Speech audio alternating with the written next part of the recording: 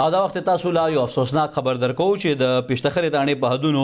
سپینه وړه علاقه کې یو جینۍ په مبینه توګه د خودکشۍ په نیت ډزې وکړي د کوم په نتیجه کې چې هغه په خپله زخمي شوې ده د پولیس وینا ده چې د جینۍ عمر 14 کالو پورې دی او په زخمي حالت کې هسپتال ته یوړه د پولیس وینا ده چې د پیښې تحقیقات روان دي د پشتخرې دانې په حدونو سفید ډیری علاقه کې یو جینۍ په مبینه توګه د خودکشۍ په نیت ډزې وکړي د کوم په نتیجه کې چې زخمي شوې ده د پولیس وینا ده چې د جینۍ عمر 14 کالو پورې دی او په زخمی حالت کې هسپتال ته رسولې ده د پولیس وینا ده چې د پیښې تحقیقات روان دي